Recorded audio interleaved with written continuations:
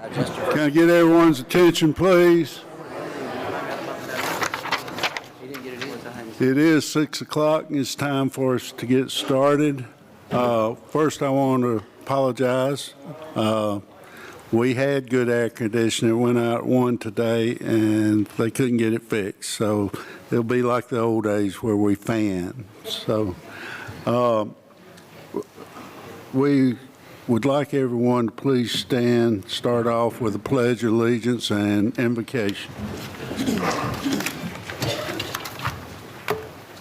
Pledge allegiance to the flag of the United States of America and to the republic for which it stands, one nation, under God, indivisible, with liberty and justice for all. Father, please be with us tonight and watch over us and help us to make the right decisions for the county. Please be with everyone here and help them as they leave and get home safe. It's in Jesus' name we pray. Amen. Amen. Okay, I officially call this meeting to order.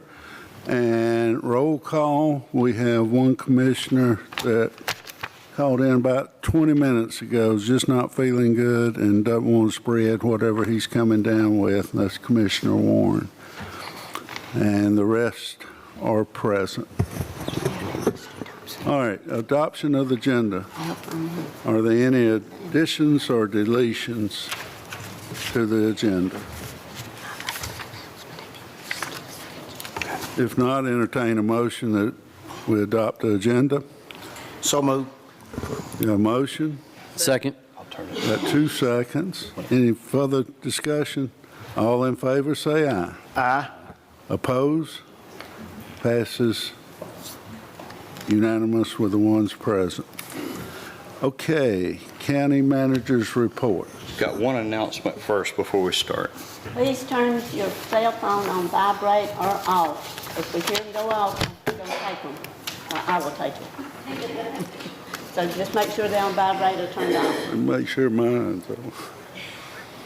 Yeah, make sure yours are turned off too. I'll start off. I've got a few department updates and then a couple of project updates. In Park and Rec, we've got spring break approaching on April 7th. 7 through 11, so we won't have any games scheduled that week. The craft fair that was at Meridian Park had 39 vendors and over 200 in attendance. Coming up on May 3rd, I'd like to invite everybody out. It's the County Fishing Derby at Meridian Park from 6 o'clock in the morning till 12 o'clock noon. It's a free event, and there is no registration required for that. We've got construction ongoing at the Grove Park. Landscaping is moving closer to finished grade with topsoil being brought in. Sod will be next. The last parking lot is being staked and installed in front of the amphitheater. Artificial turf will start being installed next week on the the softball fields. And the playgrounds will also start this month. There'll be 2 playgrounds in the new park itself. We're moving forward with the goal is to have 100% completion on the softball area side by September 1st in conjunction with the potential of the fall season, and the rest of the park will be coming along for end of December of this year, so it's going quite well. In fire, wanted to congratulate Clay McAuliffe for being promoted to training chief, and the fire department also worked with George Walton Academy and taught the Stop the Bleed classes for all of the teachers in that facility. In public information, and this was something that I'm really proud of that Ben's been able to accomplish. In March, we had 42,000 people visit the county website. Facebook page has now reached 103,000 people as of last month that are active on social media and getting information on that. And that's something that, rather than answering questions, Ben's been able to take that proactive. And a special note, We just learned this from the state, but Walton County currently has the most active film projects of any county in Georgia with 4 simultaneous shoots right now. So that's something that we've been able to accomplish through Ben's work out of Public Information. On the facility side, the livestock barn at the Ag Center, the contractor has completed that, and it's ready for use. Lightings and fencing will be finished there. Let's see, we're going to move forward with the break room in June at the Public Works facility. Ayers Park, the concrete work is done at the additional pickleball courts and lighting is going in, and we will be addressing in just a little bit the now pickleball indoor courts on the agenda. In recycling, had 1,961 cars cross the scale last month, and we've got 2 events that we're partnering with the City of Walnut Grove and Walnut Grove Elementary for their first annual recycling in the City Day on April 22nd from 9 till 5. That's at City Hall in Walnut Grove. And we'll be partnering with the Loganville Lions Club for a shredding day Saturday, April 26th from 9 till 11 for people to bring out shredding materials. The 2 projects I needed to update you on, we were able to have a meeting with planning and development and the builders. David was in attendance with that with me, and we discussed impact fees.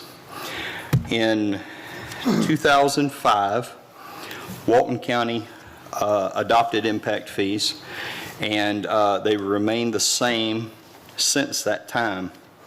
The current impact fee for a residential structure is $1,224.01. Move forward to 2020, there was an impact fee methodology report that's required by the state, updated.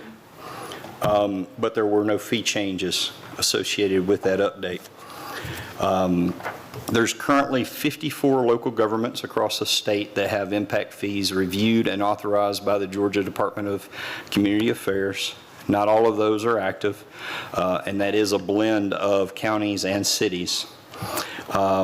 The types of things that are allowed to be attributed to the impact fee are water treatment and distribution, roads, streets, and bridges, stormwater, parks, open space, recreation area, and public facilities, police, EMS, fire. The concept is those new homes pay an additional fee to help offset some of the cost of services. Some of the impact fees around us, the largest one I found was Milton, the city of Milton. That's $7,757 per residential structure. Forsyth is at $3,804. Henry is at $3,544. Rockdale is at $3,568. And Cherokee is at $2,008. In doing a assessment, it was determined that the maximum fee that could be charged in Walton County per the methodology report and per the state reviewed documents that were submitted was $3,635.56. So we did have the discussion with the builders, and there was no outright opposition, but one of the things that was asked was, we need to know in advance so that we can plan this into our budget model, and if we're going to move forward with it, just as long as we know in advance, we'll be able to plan and prepare.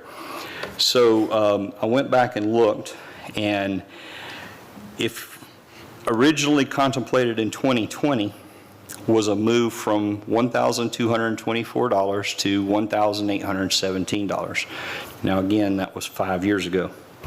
If you were to track, and if we were to double the potential of what we currently have, that would bring us to $2,448.02. And what I'll be bringing back before you next month is a recommendation to revisit our existing impact fee ordinance. And I will be bringing that recommendation back to increase the amount that we charge now and then have a goal of by 2028 to have moved all the way to the fully allotted $3,635.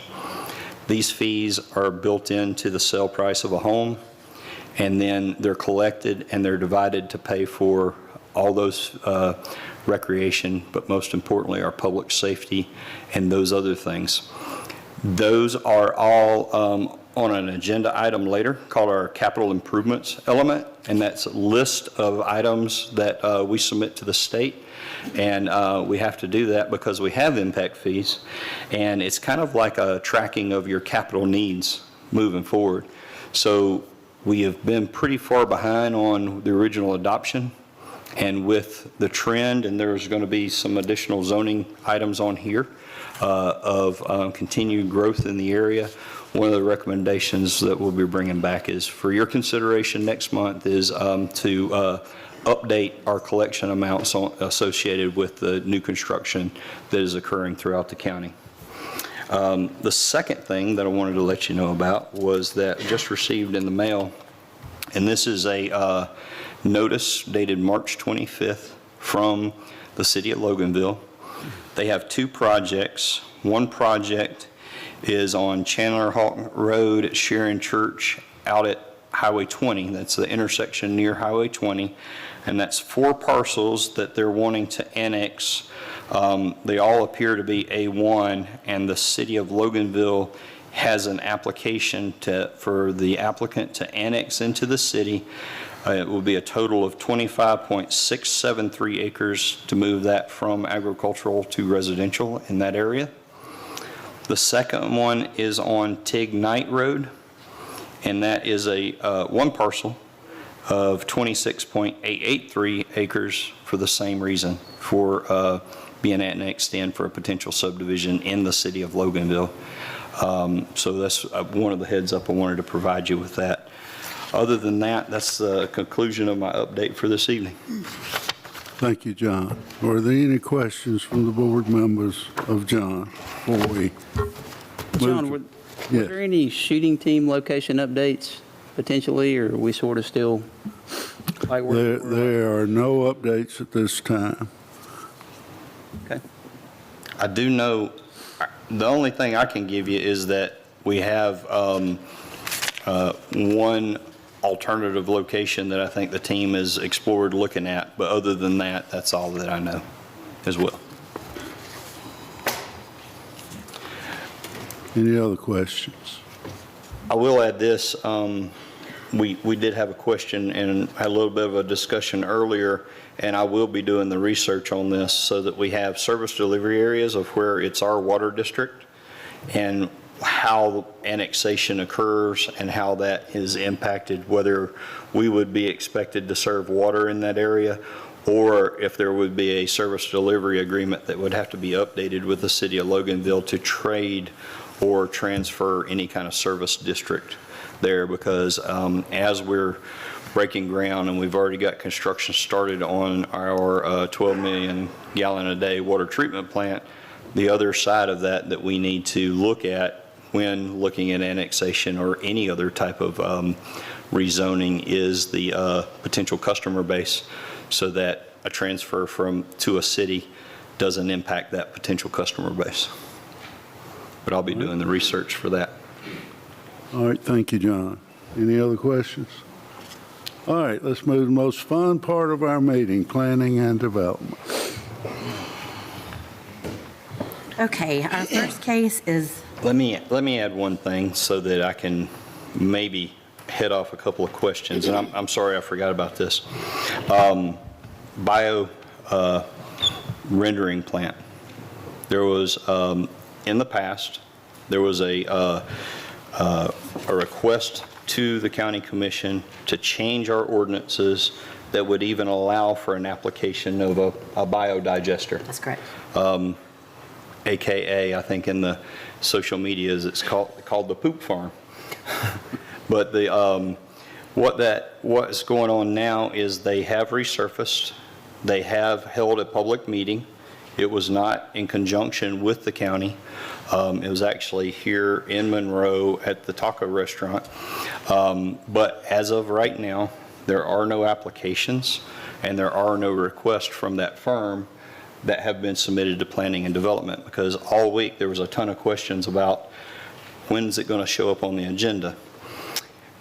It'll show up on the agenda if they apply, but the process will be that it will have to go before Planning and Zoning, Planning Commission.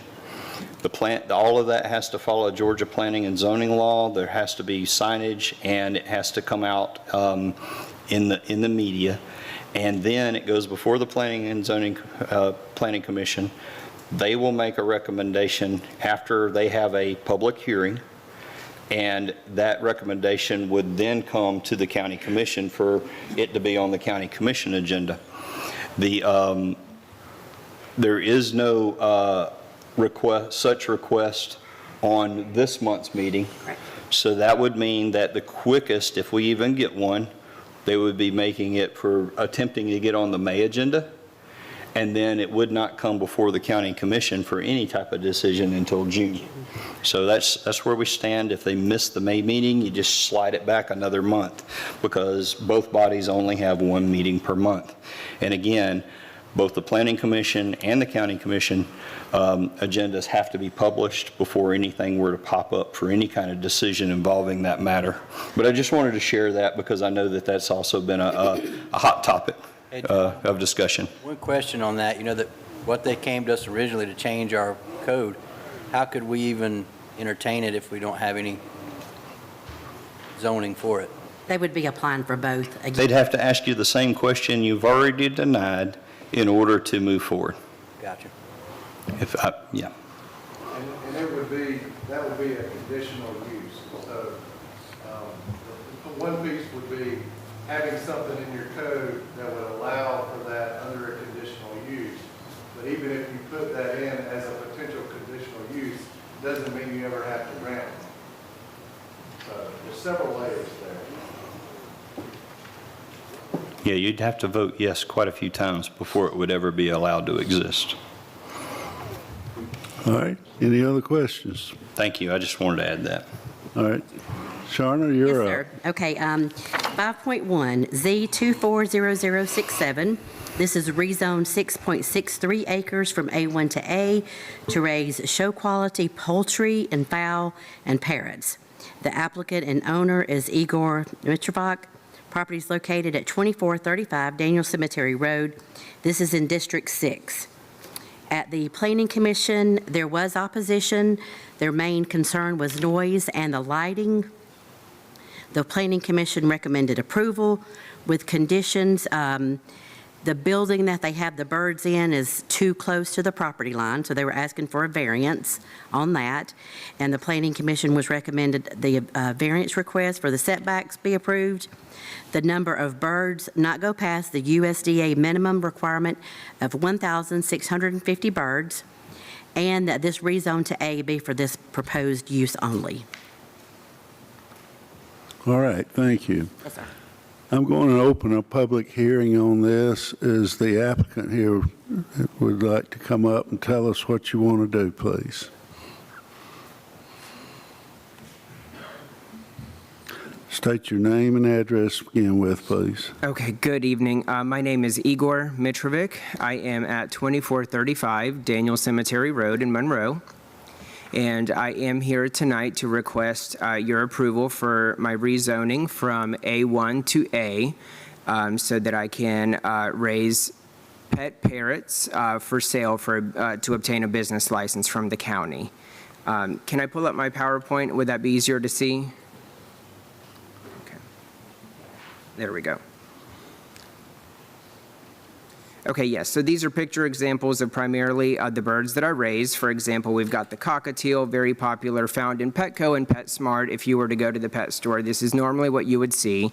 The green cheek conures, the sun conures, those are the examples of the popular ones. The proposed use for my property, so as far as the front of the property that faces the road, I'm not anticipating any changes. It is a residential home, other than beautifying and landscape and trees lining the driveway that I am planning on doing this year. No business changes to the front will occur for anyone driving by. As far as employees, I do not intend to employ outside employees. I do have my mom that lives with me. She assists me, of course, as every mom does, hopefully. So that, I guess if we can consider her my employee, but she is my mother that lives with me that assists me, and I take care of her. We do not anticipate to have any customer visits on property. I plan to breed my birds and sell them to wholesale. So I would be delivering them in my personal vehicle, air-conditioned, to a warehouse or a pet store or whoever else will distribute them. So no customer contact on my property. As far as noise, we did speak to all of our surrounding neighbors. And of course, with anyone that is not familiar with what I'm doing, their main concerns are, is there going to be noise and is there going to be smell? You know, you see poultry and of course you think chicken houses that may carry some sort of smell. So I was able to reassure everybody that there is, as far as noise, they're equivalent to songbirds. There are small birds. They're ones that can sit on your finger. They're not anything enormous. So they do make a small amount of noise. I do have one louder species, my sun conures, which are these bright yellow guys right here. They are housed in one barn specifically that is sheltered on 3 sides and has a thick bamboo thicket to block a lot of noise to project it just to the center of my property. But the neighbors that they face, they're very candid with me. They say they have to focus very hard and listen to figure out what's their chickens or my birds. So it is minimal noise. I do have supplemental lighting on the birds, of course. It is on timers. It's set to go off at 8 o'clock. Any extenuating circumstances, if I'm there at 8:30, you know, working on something, building something, there may be some light, but all of the birds' supplemental lighting is off typically at the natural time the sun sets. So there's no light or noise pollution after it gets dark. As far as smell goes, all of my bird enclosures are sheltered, dry, and kept clean. 3 of my structures are completely enclosed, insulated, and climate controlled, like I would keep a bird in a house, if that makes sense. So they are clean and dry. There's no manure, for lack of a better term. My outdoor birds that are in what we call our sheds, they're kept in these fairly large cages. It's usually 2 birds per cage, male and female, with their nest in a 4-foot cage. So they have ample space to fly, but they are sheltered with a full roof and then a secondary barrier by the shed, just to further contain them. Our waste is minimal, like I said, so we don't have a lot of manure output. The majority of our waste, if any of you have ever owned a bird, you know in the bottom of the cage you've got newspaper or something to collect their spent seed shells. So it's all dry waste that's bagged, basically equivalent to household garbage. Okay, there we go. So as far as my neighboring properties, I have, like I said, I've spoken to everybody, starting off with my direct neighbors, Denise, Joseph, and Roy that live 2455, which is the neighboring property to my, if I'm standing on my property, it's to the right. They have submitted a letter of approval. They have no objections to what I'm doing, and in fact, they mentioned they've had pet birds in the past. So. Shannon and Cassie Byron are on the opposite side, 2 houses down. They also submitted a letter. They have no concerns. They've got plenty of chickens on their own, so they are animal people. She's the one that said she has to actually really stand there and focus to hear what I have on my property. Michael Brooks, he backs up to like the back side of my property where I have a bird structure. So he is very close. His backyard faces mine. He wasn't able to write a letter, but he gave verbal approval, said he'll stand by anything that he said if anyone were to ask him. Andrew Hutchins was my next door neighbor where my buildings where I'm asking for a variance. Where it's close to the property line, that's Mr. Hutchins' property. When I spoke to him, he was, of course, concerned about the smells when he saw poultry. Unfortunately, well, not unfortunately, but the previous owner that I bought the property from, she had chicken houses, and they were in that same area bordering his property. So he was used to former smells in the summer after the rain. You know, the pens would get wet, as it does with chickens, you know. So that was their concern. I invited them over. They saw the birds. They saw the buildings. We got rid of all the chicken pens and rebuilt these beautiful enclosed buildings. Invited them over. They saw everything. So obviously smell was not an issue. We walked in, saw all the birds. And I addressed their concerns, and they also submitted a statement of approval saying that they have no issue. They actually prefer the way I'm using the property now versus how it was in the past. And here is my property. We've done some coloring and adding of font to better explain. So Mr. Hutchins, the closest neighbor with the buildings here. So I did, even before speaking to them, I did build a privacy fence there to further shelter them from seeing anything that I've got over on my side. Are the baby blue buildings, those are the fully enclosed climate controlled ones. The buildings on his side are modified to where no light protrudes above the privacy fence. They have small windows below the privacy fence level. They're completely happy with that. And then where it says building 4 and 5, that's where Mr. Brooks, Michael Brooks' property backs up, and he can view that side of my property from there as well. And building 5 is completely, I know these are open air buildings, but it is completely sheltered on his side so that no light or noise is emitted towards him, but towards the center of my property. And the bamboo thicket is notated right there towards the further away neighbors on the other side. And I do want to point out, so this is a passion project of mine. I've been raising small pet parrots since I was 12 years old. I've worked for pet stores. I've worked for companies that sell birds like this. So this is just it's a strong passion project of mine. I'm interested in aviculture. I do have several species that are critically endangered in the wild that I am hoping to have success with to further that species along. So this is something that I've really worked for my entire life, and I'd like to turn it into a business. I do have a little entrepreneur spirit in me, so I'd like to turn this into a business and supply the pet stores in the area that have an interest in this. Because of how much I care about my birds, I am fully USDA licensed as an owner and breeder of these birds.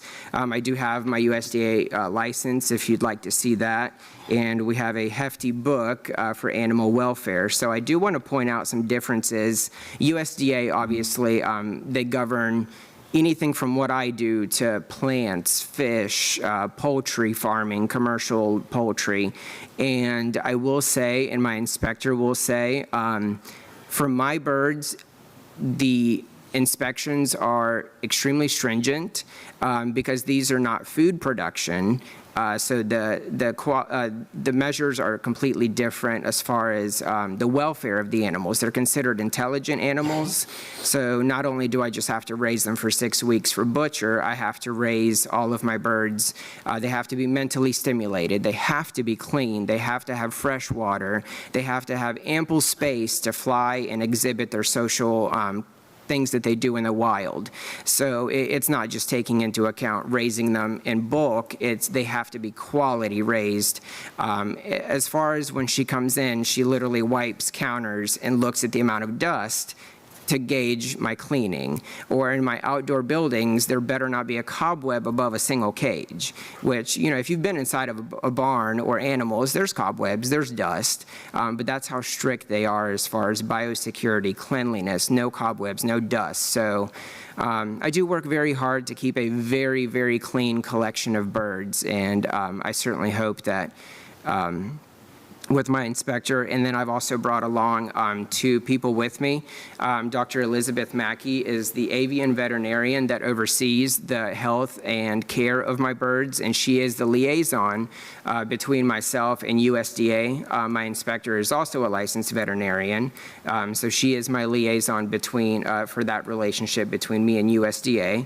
And then Keaton Cowan is a civil engineer that assists me with the buildings as far as are they built to code, getting the permits for the buildings, making sure the drainage is properly addressed, if we need to have grading done to, for water drainage or anything like that, for safety and impact on the neighbors when we have our structures built. I really do hope I've covered everything. I would most like to alleviate any concerns that you have about what I'm doing. I know it's different. If I was here talking about chickens, a lot of people do chickens and poultry farming, but I know parrots are a little bit off the wall. So I would like to answer any questions and alleviate any concerns, as would my 2 counterparts. Thank you. All right, thank you. Are there any questions at this point from the board members? I got one. Yes, sir. Mr. how you pronounce it? Mitrovic, yes. You mentioned a permit. This property was built without a permit, is that correct? Which property? The additional building that you built on the property? The building 6 is on a slab, so it's a concrete slab in a metal building. That one is permitted, and building, where is notated building 1, was an existing structure when I bought the property and is permitted. And then building 3, I think we consider those pole barns where it's just a roof on stilts, I think is considered a pole barn. I don't recall if that one was permitted or if it was just a roof on stilts when it was built years ago. Okay, but you mentioned that the civil engineer would have been in charge of permits, so. Yes, for building 6, for the concrete slab and inspection on the slab, inspection on the building, and then inspection on the electrical work. That was done by first Walton EMC and then an electrician in Walton County. So, Shauna, is this properly permitted, all these buildings that were done? Okay. All right, any other questions at this point? All right, thank you. Thank you. All right, is there anyone else here that would like to speak in support of this before I ask for the opposition to come forward? All right, anyone here in opposition to this request, please come forward. You can, and when you state your opposition, try not to repeat the same opposition, cover the same thing twice is what we're trying not to. Yes, sir. My name's Robert Connerly. I live at 2565 Daniel Cemetery, which is the next lot north from there. My concerns on the property are the noise. I think the statement that the applicant made is an opinion on the noise. From where we sit, as far as trying to enjoy the evening atmosphere, the noise isn't a nuisance. I've had several cases in the last week or so where some of his birds were on my property. I believe they were his birds. I'm not 100% sure who they were. They were peacocks. Are those your birds? The peacocks are not your birds? And then the values of our properties of, having a business in a residential area, we're strongly against that. As far as having the residential area, we'd like to keep it in that regards. I think he's done a decent job of, the light area, with the time change.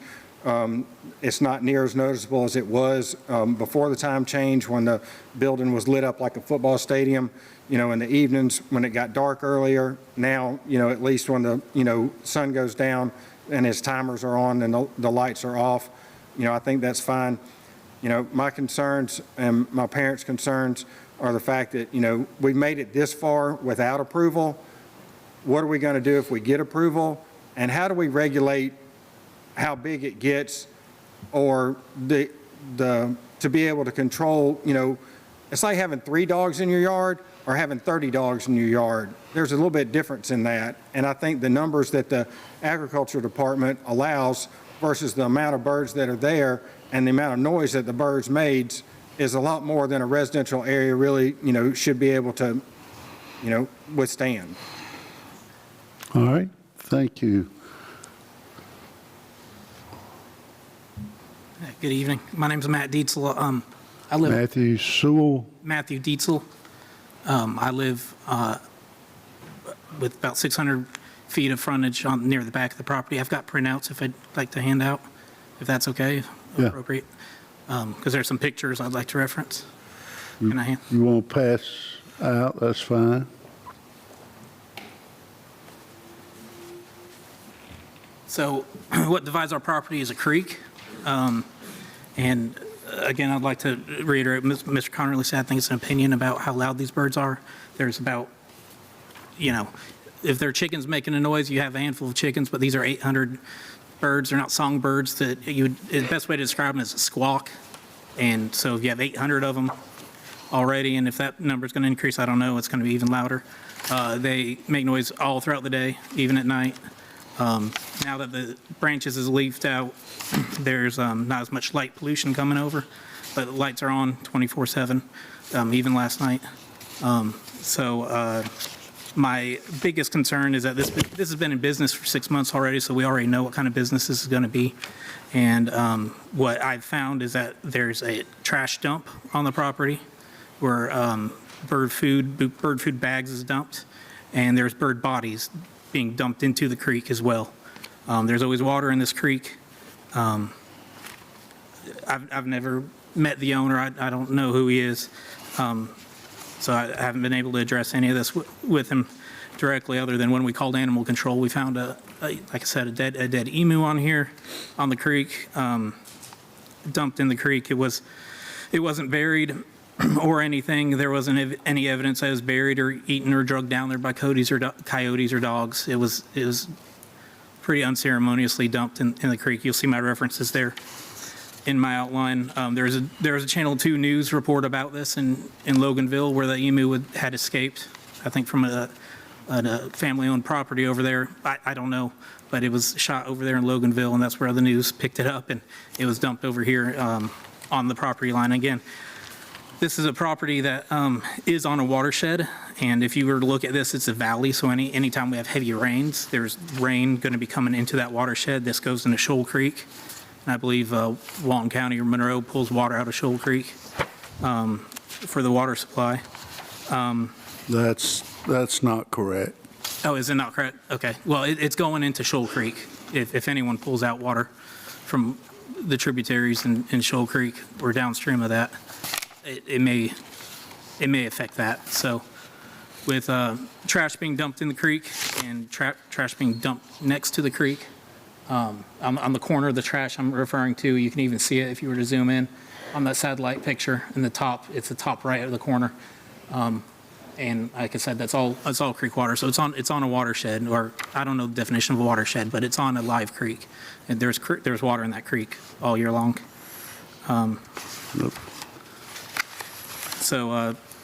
Yeah, I'm not aware of any commercial trash service that I see on the property that's being hauled away. Any of this, I see it being dumped on the back of the property next to that creek.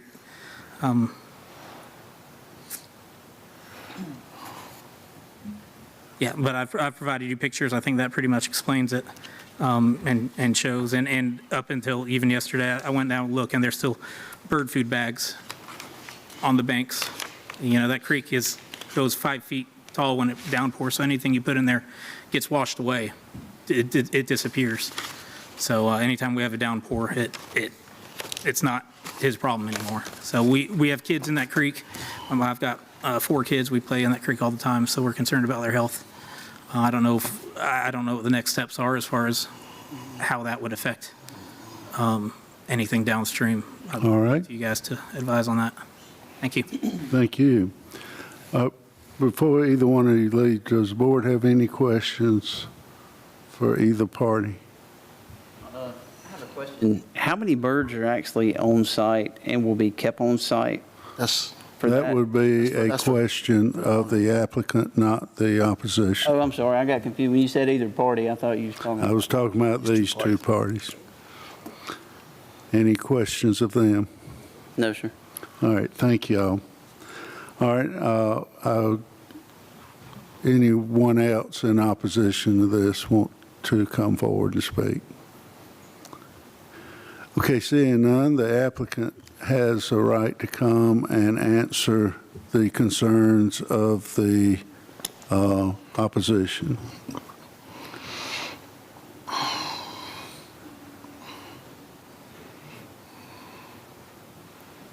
Okay. As far as some of the topics, can my avian veterinarian answer some that pertain to bird numbers and care? All right, To speak, just to kind of clarify some points. you can. Yes, ma'am. Please stand at the microphone so everyone at home can. Absolutely. Thank you for having me here.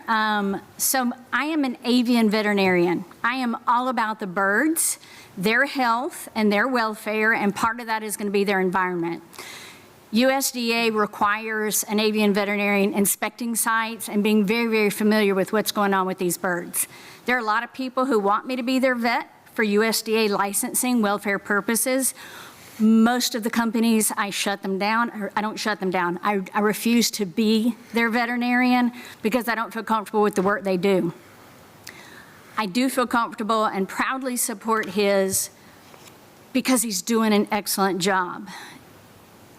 When it comes to these different species, and again, I understand that it's very different than poultry and things you're familiar with, but we're looking at different species of birds, each with very different needs. And it's very complicated to make sure that this little finch, one little individual bird, is in the same appropriate environment as a bird that stands this tall, that maybe naturally comes from South America, and this bird comes from, Australia. And so the work that goes into providing for these animals is incredible. My job as a veterinarian is to go in there and make sure that that environment, the nutrition, that everything that's being done is appropriate. A couple people have mentioned the numbers of birds. Well, it depends. If I think he has too many birds for certain species, I'm going to make a recommendation to USDA that I think his permit needs to be adjusted. He's doing more larger birds, for example. He shouldn't have so many. We need bigger cages. We need to reduce the number. We're going to have conversations, and USDA is probably going to decrease the amount of birds he has. If he's got smaller birds, finches that are, this size, y'all familiar with the little finches that you see in the cages at PetSmart? You may have 20 in a cage like this. Of course, this is a breeder situation. You're going to have much larger cages. Then, yeah, those numbers can go up. So it's very species dependent when you're looking at numbers. The numbers seem huge, but I just want to make sure everybody's aware of the size of those birds. Can I interrupt you for a second? Sure. Let's back up and get your full name for the record, please. I'm sorry. I was going by his introduction beforehand. Dr. Elizabeth Mackey. That gets my clerk happy. You say USDA permits a certain number of birds. What is your permit amount now? And what would you be applying to increase for? His currently licensed number is 1650. 1650. And that is for their permit. Now, I am not USDA. I'm the liaison between, helping him. I'm the person who's there inspecting the birds and seeing them on a quarterly basis. I understand that. They call the shots on those numbers. And the Planning Commission recommended that be the maximum number of birds. Or is the applicant okay with that? They're good with that number. Okay. I'm just saying if species change, that number could go down. I understand that, and running a business, certain birds will be more popular to raise. Exactly. And whatever. We don't get involved with type birds and stuff. It's Easy just to match USDA's numbers. all right. Then they've done that homework. One other thing, with the noise of the birds, yes, birds are noisy. When we've got These are all diurnal birds. They're daytime active. They're not nocturnal birds. If there are noises at night, that concerns me because there should not be. Y'all know the birds in your yard. They're waking up when the sun comes up. They're shutting up when the sun goes down.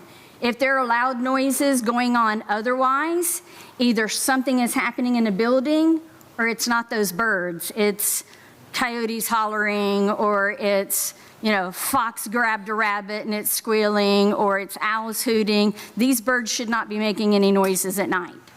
Okay. Okay, I just want to kind of clarify that. Y'all familiar with blue jays and how blue jays squawk? So not all birds sound pretty. Yes, there are some of these conures that can be a little squawkier, but those are a lower percentage and they're in a very covered area. So I just kind of wanted to address those things. All right. The issue on, Can we talk, Mr. Chairman, can we talk numbers again before we leave that subject? the numbers are 1650. But is that average? What about the breeding process and the breeding season? This is that total number that USDA recommends right now. When so they come out and inspect also, and they make recommendations based on what they see. And so their permit reads on here, maximum number of animals authorized 1650. And I'm just saying, it's always nice to make sure you match USDA. But you're not answering my question.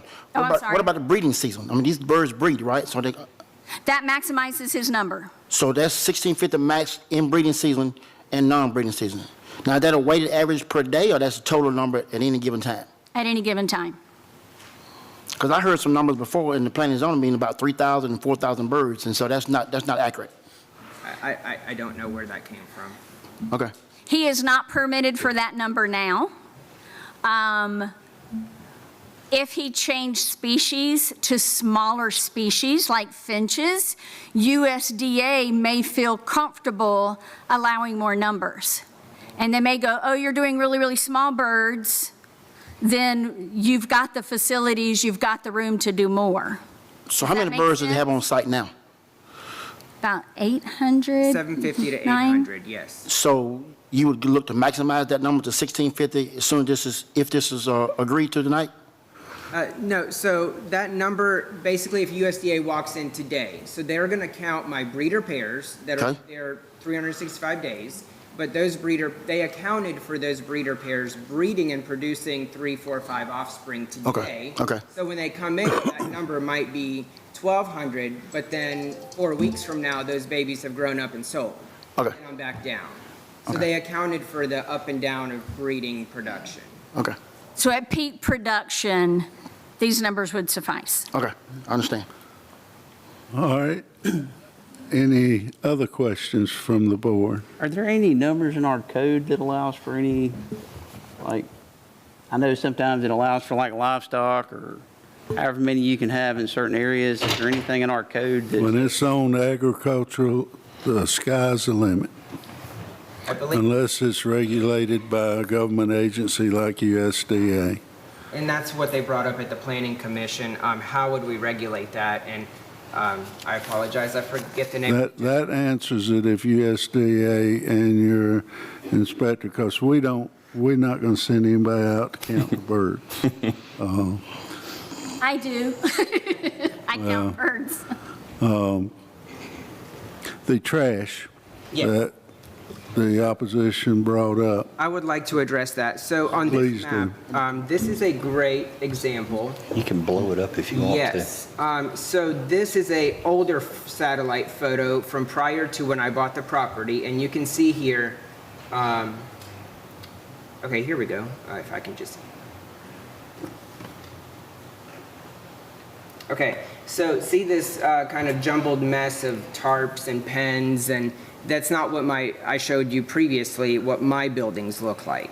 This is the previous owner's chicken pens, chicken houses, so this is an outdated photo, right? This is not today. This is prior to me purchasing the property. So if we scroll back here, there is that trash pile that unfortunately I inherited and purchased. That is my responsibility to deal with. I've got quotes from 3 different people on getting a hauler down there. Unfortunately, I don't know who had free reign over the property previous to me purchasing it. I know the lady I bought it from was on the ailing side and was not out and about as often. And so, yes, I was surprised to find a trash pile there. And this is a photo, satellite photo of prior to me purchasing the property last year. I did put up no dumping signs immediately after buying it, no trespassing signs, no dumping signs that are all there. But, it costs a lot of money to have heavy equipment come out there because there's mattresses, there's a sofa, there's patio furniture, there's Lord knows what, and now it's all covered by blackberry thorns. So it's not something I can do with my small tractor. So I do have 3 quotes to have a big dump truck come out there and clean this up. But yes, I did purchase a trash pile on the property. Okay. So I hope I've addressed that. There was an allegation about lights being on 24/7. Maybe somewhere else. I'd be happy to roll back my 24-hour footage of all my security cameras. It is pitch black out there after 8 p.m. Okay. And I would like to address the bird body that was found down there. We did have a emu that was escaped at another property and shot by a citizen, and I did reclaim that body, and I did bury it down at the property, and Animal Control did come out and see where it was buried, and unfortunately, we do have coyotes or whatever else, and it was unearthed. Animal Control did come out immediately, and they drove down there, and they did see it, so we brought the tractor down and remedied that situation, so yes. Okay. And, All right. Any other questions from the board? What about the peacocks on other property? oh yes, the peacocks do not belong to me. The peacocks were there for 2 to 3 years, as far as the neighbors tell me. They do show up. I see them about once a week, if that. They come and they eat some of the food from my birds that are around the cages. 2 doors down, Cassie has a lot of chickens. She feeds them. They spend more time over there. I see them occasionally. I haven't seen them in over a week now. It's a staple that's been there. I attribute it to the turkeys I see in the field or the feral hogs down by the creek. But no, as lovely as they are, the peacocks do not belong to me. Okay. All right. Any other questions? All right. Thank y'all. Thank you, guys. I'm going to close the public hearing Okay, thank you for having us. and ask the board what they would like to make a recommendation for. Mr. Chairman, Yes, sir. I'll make a motion, we approve this request with the following conditions. All right. The first 3 are the same ones that the Planning and Zoning Board recommended. Okay. The setbacks be approved, the number of birds not to exceed 1,650 in any given time, and the property rezoned for the purpose requested only. Additional conditions, that he clean up the dump ground as soon as possible. The downward lighting will continue to go off at 8 o'clock during the time change and cut it back to 6 during the time when it gets darker sooner. And then no additional building whatsoever on this property. Look at putting additional sound barriers on the Mr. Conley side of the property, and that he will get a retroactive building permit to cover the building that's already been done. Do I need to repeat any of those? Did you get them all? You may have to. All right, so the first 3 are the planning and zoning. Number 4, clean up the dump ground on property. Downward lighting, is the lighting downward right now, or is it upward facing? It's all down. It's within the enclosed. Okay, so, okay. The 5th condition is that we change to 6 o'clock during the time change. That is correct. Okay, so 8 o'clock when it gets dark at 8, and 6 when it gets dark at 6. No additional building whatsoever on the property. Additional sound barriers, if possible, on the Connolly side, and then a retroactive building permit to cover the building that was done without a permit. Got that? Okay. What was your question? Yeah, I prefer that it not be if possible. Okay, additional sound barriers on the Connolly side of the property. I do have a privacy fence scheduled. Okay. It's out next week. Okay, so that's just no conditions if possible. Additional sign barriers on the currently side of the property. All right, we got a motion. Do we have a second? Yes. Question about the additional buildings. Two of the buildings that were on the property when we purchased it they're not as nice as I prefer them to. How about rebuilding buildings or? Replacing an existing building? Well, if you're maxed out at 1650, why would you need to build more buildings? He's talking about replacing Oh, an replacing, okay, existing building. repairing. There are two buildings that I bought with the property. Okay. 20 years old. That's fine. Used but would like to upgrade. That's fine, but not to exceed the 1650 birds on property at any given time. Okay, correct. Okay. All right, we have a motion. Do we have a second? Second. We have a second. Any further discussion? All right, all those in favor of this, say aye. Aye. Oppose? Passes. All right, let's go to the next one. Okay, 5.2. This is, excuse me, case Z250028. This is rezone 2.60 acres from A2 to B1 for a martial arts studio. Applicant is Shield Sword LLC, and the owner is James William Burson II. Property is located at 2069 Highway 11 and Mountain Creek Church Road. This is in District 5. And so it is part of the parcel on this side, right here on this side, and I will just bring up the site plan for you. At the Planning Commission, there was no opposition, and the Planning Commission recommended approval as submitted. All right. I'm going to open a public hearing on this application. Is the applicant here would like to come forward and tell us what they want to do? Please come forward.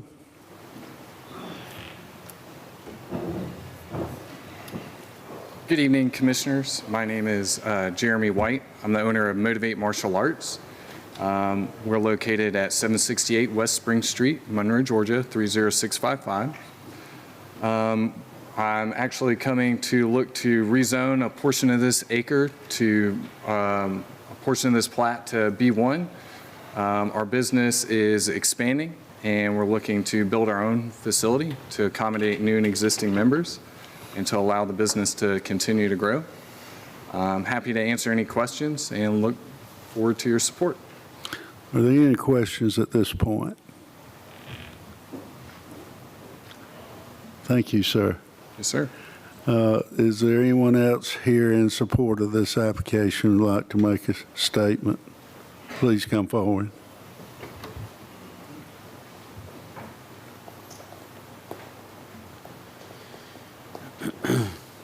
Mr. Chairman, members of the board, thank you for having us. I'm Billy Mitchell. I'm representing Bill and Jackie Burson in this. This property's been in the Burson family for over 60 years. It's located Highway 11 North corridor. We feel that the highest and best use for this is commercial. We think that Jeremy's martial arts studio would be a welcome addition to the area, and we respectfully request that you grant us this rezone.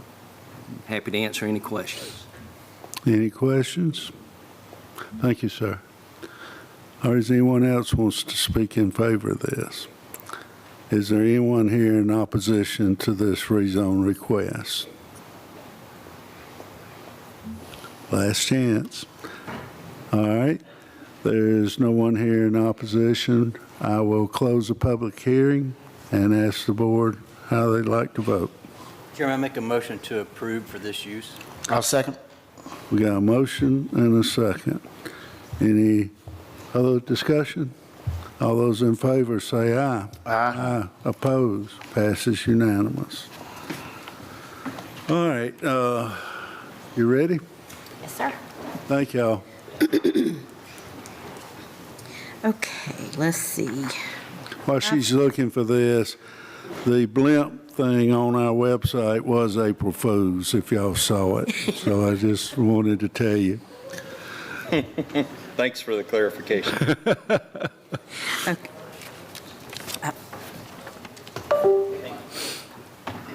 Okay, the next is 5.3. This is Land Use Amendment 250061 and rezone Z250056. The land use changes from suburban to highway corridor, and the rezone request is for .63 acres from A2 to B2 for motor vehicle sales. The applicant is Nityananda Sankar, and the owner is Jeremy Elrod. Property is located at 2660 Gum Creek Church Road and Highway 81. And this is in District 2. There was some opposition at the Planning Commission. Their main concern was traffic. The appointee from District 2 recommended approval with some conditions, but there was no second. Another motion was made, and the Planning Commission recommended denial. Okay. All right, I'm going to open a public hearing on this application, and is the applicant here? Please come forward, tell us your names and what you want to do. Good evening, Commissioners. My name is Nityanand Sankar. I live at 1014 Country Lane, Loganville, Georgia, 30052. I'm kindly asking to rezone 2660 Gum Creek Church Road for the use of automobile sales. We are trying to expand our business over there.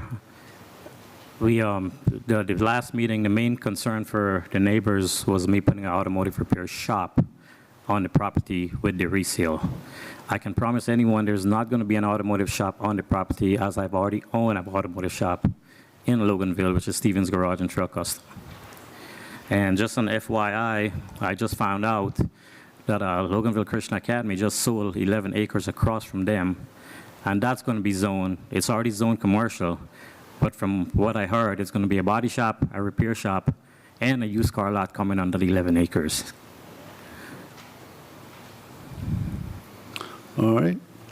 And you're just going to want to sell vehicles, not have a shop there? That's all I'm doing, Mr. Thompson. That's all I'm doing is sell cars. I'm not going to have no repair shops there, no car washing there.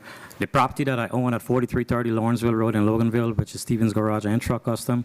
How are you going to get the cars to the location? These car haulers have been a problem in some places, blocking traffic. And it's going to be driven from the mechanic shop, which I own, to that property, which is 2.3 miles away. Okay, no car haulers. No car haulers will be anywhere close to that property at all. All right. Any other questions from the board? What's your price range of cars? What kind of cars you going to have? Late model cars or what? It's going to be late model cars. Currently, if you go on my website, I try to stay above 2014 and above. The price range starts anywhere from $10,000 to $30,000. It's not going to be a trashy lot. It's not going to be a car lot that just got junk on it. My cars are quality cars, and like I said, everything has been serviced before they get to a customer. All right. A number of cars, how many cars do you plan on? Anywhere between 15 to 18, maybe.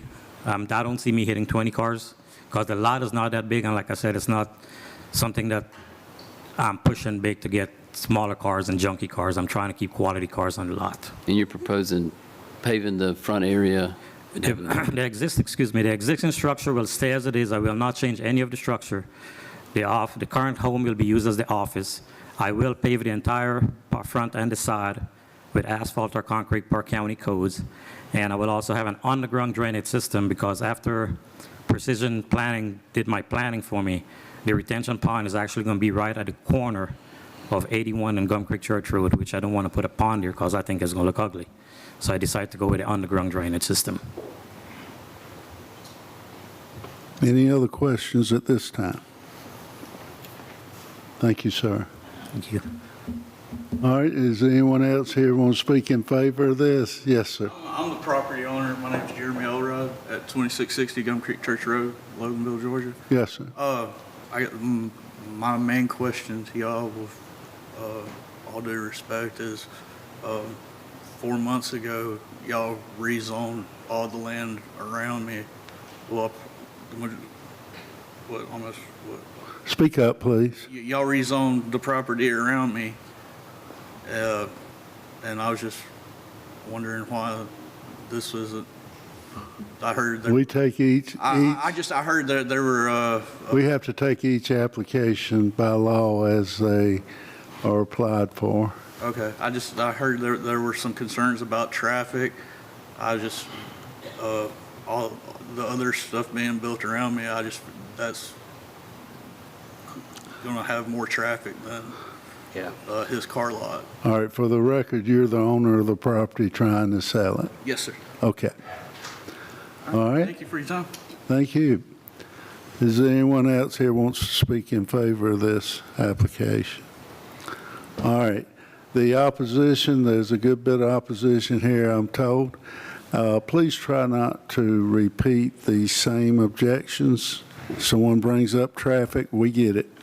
If there's something else that you want to bring up, and we will open it up to the opposition. Please state your name, where you live, and where you're from.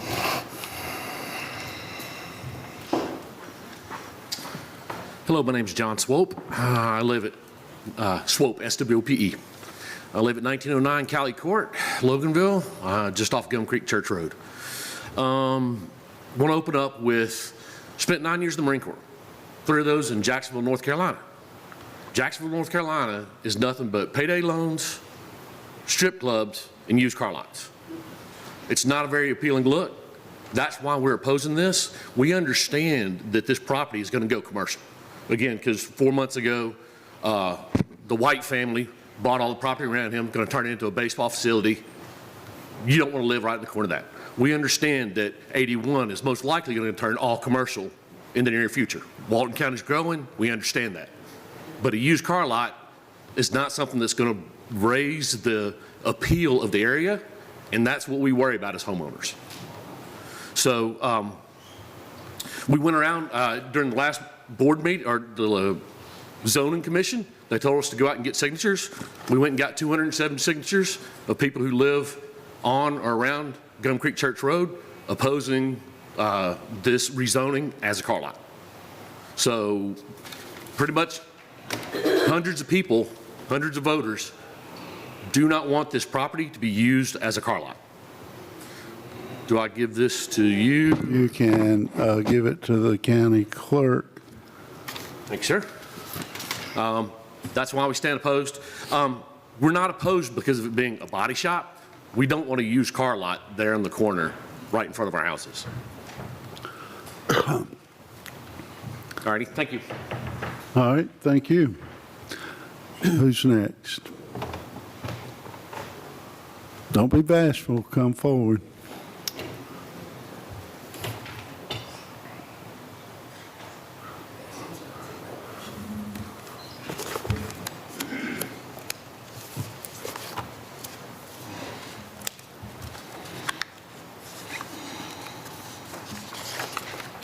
My name is John Wayne McKee. I live at 540 Harold Gower Lane, Loganville. That's about, I don't know, half a mile maybe from the location of this proposed car lot. The first thing I want to say is that the applicant has mischaracterized the last meeting in the sense that the only concern was that he be not working on vehicles there. Our concern was a car lot, a used car lot. This is a 1/16 of an acre tract with a 1,800 square foot house and a double car garage behind it. There's only maybe half of that he can use. You've also got the right-of-ways from 81 and Gum Creek Church, which are going to be a big thing. There are deep ditches in front of 81 and Gum Creek Church, which run with tremendous water in these downpours that we have, seemingly more regularly than ever. So I scratch my head and I say, what kind of car lot could this be other than just something that would look like a residential white house with cars parked out in front of it, a makeshift car lot? Now, this is not what our community wants. I would categorize our community as a rural residential area with agriculture. We have 3 farms down Gum Creek Church and 1 big one across with lots of cows. So, we moved to this area because we like that rural setting. It's not suburbia. So this is our primary concern. It will degrade the value of our property to have a makeshift car lot right there, front and center, if you will, when people have to go down through there to get to their neighborhoods. Now, I've passed out a petition, and the rest of my time I'll talk about that. I have 126 signatures and addresses and names that you can look at on that petition. This would basically cover 81 Highway at this location, all the way down Gum Creek to Anglin Manor. Those are the people that my petitions came from. I believe the other gentleman's petitions maybe came from past there. But I did more than half of those, well, probably 2/3 of the 126 signatures, just foot to foot, door to door.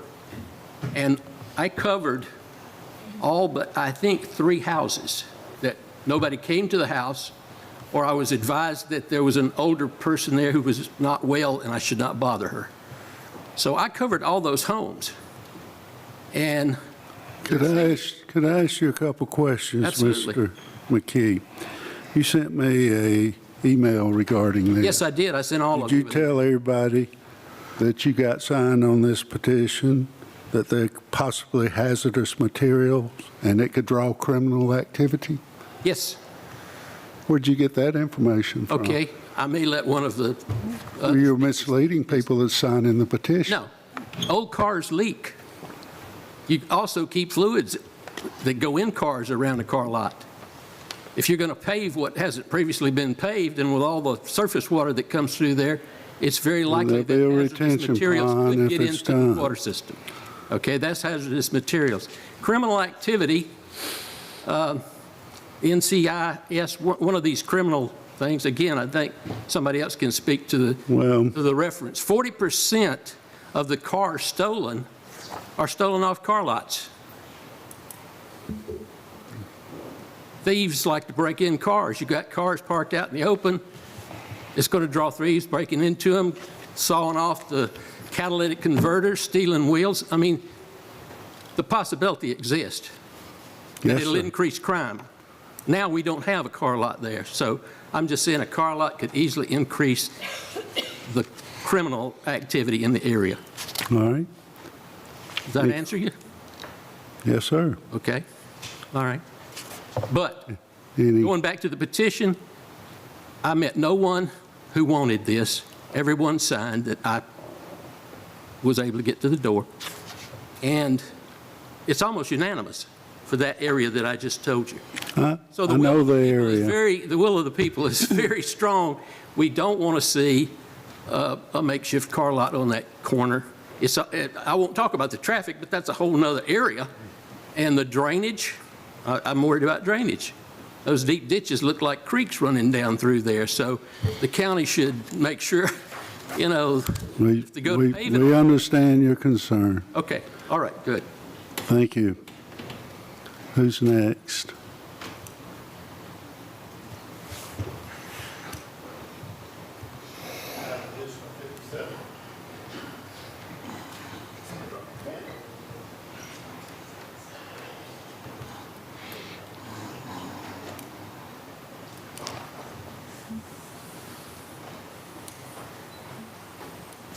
My name is Jeff Monk. I live at 2480 Gum Creek Church Road. I have a small farm there, 26 acres. I raise horses on that property. I have a live well on that property that draws water out of the ground. I use to feed water my horses with. So I do have a small concern. I don't think it's a great concern about hazardous materials, but there is a chance, you know, and Mr. Sandcar could know more than the rest of us know the full life history of any car that he's going to have on the lot. And cars do have a lot of caustic materials involved in running a car. As a matter of fact, brake fluid is one of the most caustic fluids you can have. I grew up under a mechanic, and if you ever spill brake fluid on your hand, you will know. It's not a good thing. So I did run some research on crime. There are 1 million cars stolen in America every year, 19,000 of those right here in our area. where the other used car lots are along Highway 78, that's in an urban area.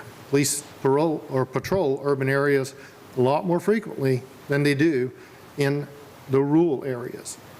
Mr. Sankar would put himself at risk, actually, I think, having the only car lot that far away from where police normally patrol.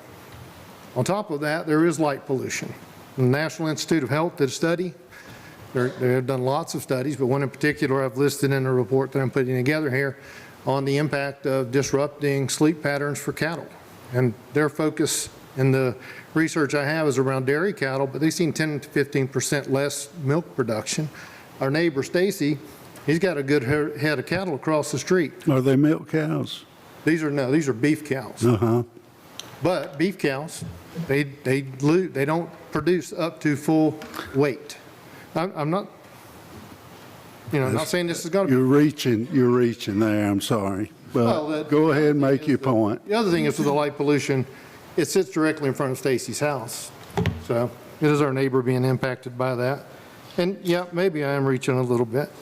But, only one other thing I'd like to say is Mr. Sankar, in the application, if you've read it, and hopefully you have, he put relative gain to public, none. Even in his own words, he doesn't believe this is going to benefit us. So, and he's our neighbor. He does live just a few miles from that location himself. And then the very last thing I'd like to say, someone who did show up during the planning meeting, who's not here with us tonight, is the real estate agent representing Mr. Sankar. His name is Mark Myers, and he does a great job. What I'd like to point out is a relative sitting out here tonight on your commission, and I would like you, sir, to please recuse yourself from voting this evening. That's all I've got. Any questions? That's more than enough. Thank you. Who else? Anyone else? Anything not covered? Please.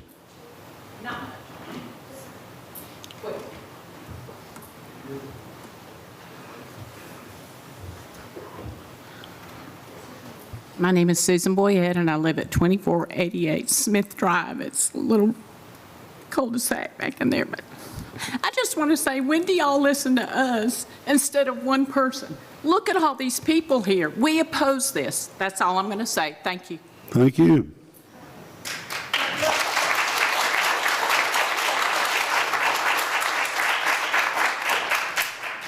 All right, who else? All right, I'll give the applicant a chance to answer concerns. I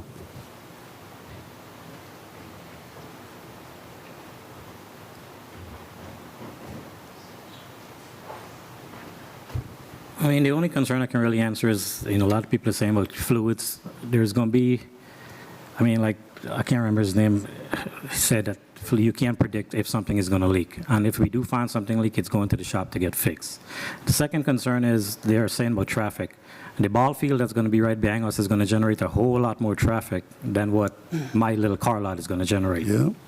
So, that's, that's my concern. I don't have anything else. I don't think they have any concern. The only thing, the last meeting, there was about a shop, and I promise there's not going to be a shop there because I already own a shop. Okay. Any questions from the board? All right, thank you. Thank you. All right, I'm going to close the public hearing and entertain a motion from the board. Yes, sir, Mr. Chairman. I know there's a lot of people here tonight in that area, and I would like to just explain myself, the motion I'm fixing to make. This tough decision. I live in the area. My kids go to Loganville Christian Academy. I drive by there often. But changing the property from two-highway corridor, it legally fits the requested zoning according to the existing land use map and the Walton County zoning ordinance. I'm going to make a recommendation with conditions to approve. I'd like to read these conditions, please. No vehicle repair or maintenance to be performed on site. There'll be auto sales only. All vehicles to be on a hard surface, either asphalt or concrete. All vehicles on site to be running in working condition, no junk or rundown cars. All offloading or unloading is to be done off-site. No car haulers to block Gum Creek Road or Highway 81. The number of cars to be limited to 15 or less. Underground retention and drainage to be installed. And if this is approved, I would request it be restricted to these guidelines. Any changes will have to come before the Planning Department and the Board of Commissioners. And that concludes. Did you get all that? Okay, we have a motion. Do we have a second? Second. We have a second. Excuse me, please be quiet. We're holding a meeting. I'll have you removed from this hearing. Act like adults. We have a motion and a second. Is there any other discussion? All those in favor say aye. Aye. Oppose? Aye. Carries 4-2.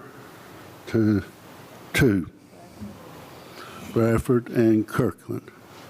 No, sure. That would be Adams. Bradford and Adams. All right. Passes. Next.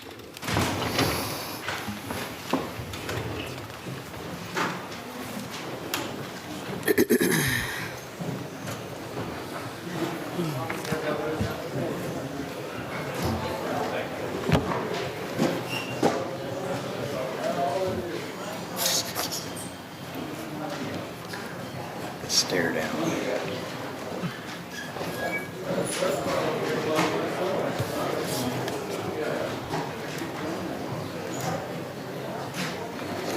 Go ahead. Okay. All right, the next is 5.4, Z250064. This is a request to rezone 52.57 acres from A1 to M1 for a fabricated metal product manufacturing facility. The applicant is Henderson Fab, Inc. The owner is, there's several owners, Efren Jimenez and Amelia Catalan, Gideon and Patricia Moon, Carolyn Moon, Steve Moon. The property is on Highway 20 and Center Hill Church Road in District 2. There was opposition, main concern being traffic. The Planning Commission recommended approval with conditions for this use only, all downward lighting, no rental truck parking, and for the area on Highway 20 to be landscaped. Okay, thank you. I'm going to open the public hearing on this application. Is the applicant here? Would like to come forward? Please come forward.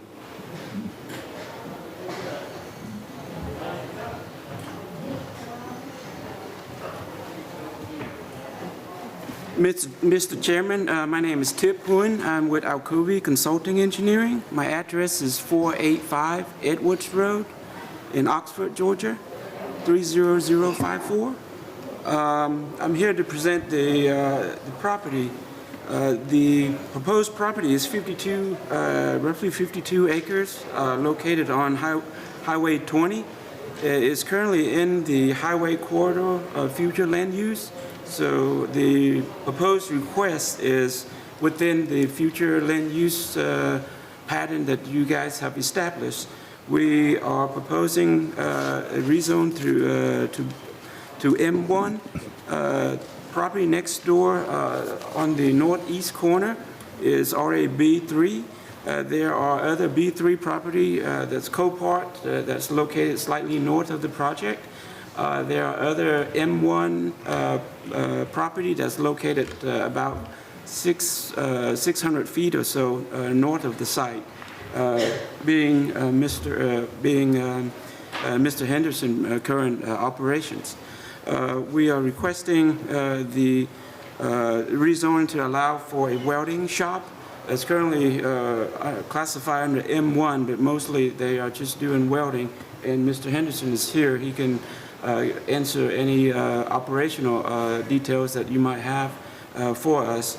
We're requesting the rezone for the welding shop to operate from 7 to about 5:30, Monday through Friday, and occasionally on Saturday. The owner is expecting to have approximately 20 employees, and we are showing a future expansion that could bring the maximum employee up to about 40. But the current proposal is for about 20 employees at the site.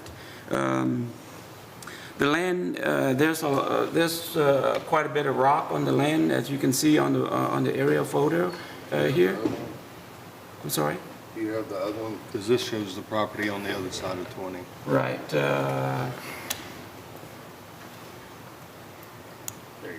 Is that the site plan? So this is the site plan that we're proposing. This is the building would cover pad, storage, kind of storage pad. We are proposing a truck entrance further to the north. It's an existing entrance.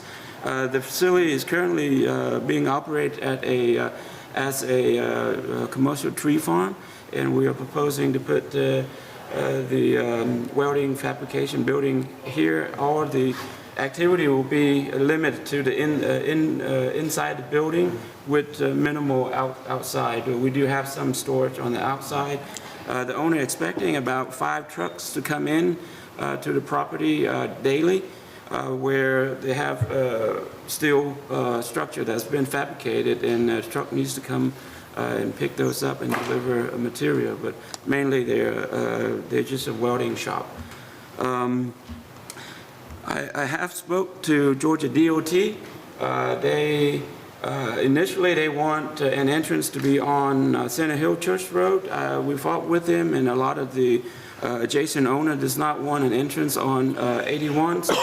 And I spoke to Commissioner Pete Meyer that we take all of the property fronting on Center Hill Church Road and leave it as A1, so that no rezone is requested. It will be all residential, existing residential, no zoning requests for the tract of land with Center Hill Church Road in this area. We are proposing to upgrade that entrance. DOT came back and they agree with us that any other spot on Center Hill Church Road is not conducive for an entrance, and they have asked me to provide a trip generations for the site, and I did that, and they've asked for a right passing lane to be at that entrance. So I have added, but it's not shown on this drawing.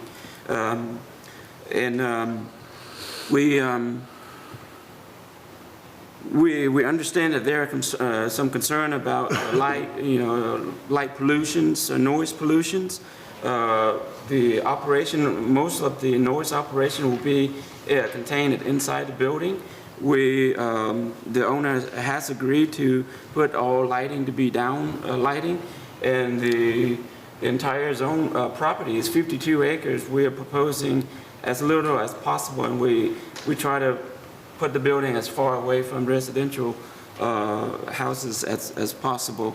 And the previous, there were other people who looked into this property for residential development, but there's a lot of rock, so it's not conducive for a residential subdivision. So what we're proposing for the site is the best use, where the demand for septic is not great, in that what they are proposing there is only 20 employees, so there should be plenty of room for septic on the site.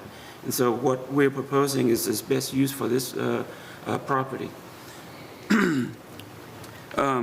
We understand that noise is concerned, but the owner said that all the noise operation will be handled indoor, and most of the outside area would mainly restricted to trucks coming and picking up and loading, and maybe some storage for the material that has been fabricated.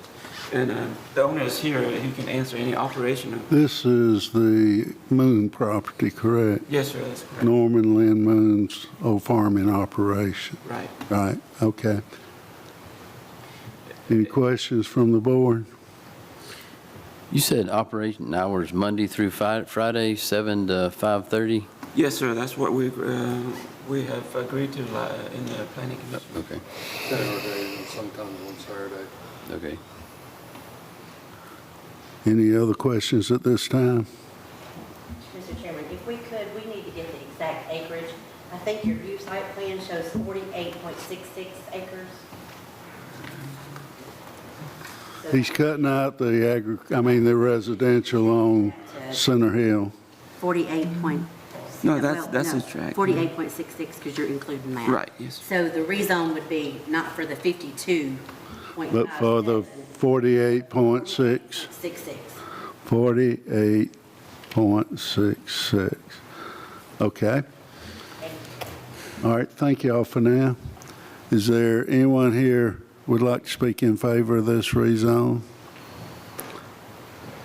Seeing none, is there anyone here want to speak in opposition to this rezone request?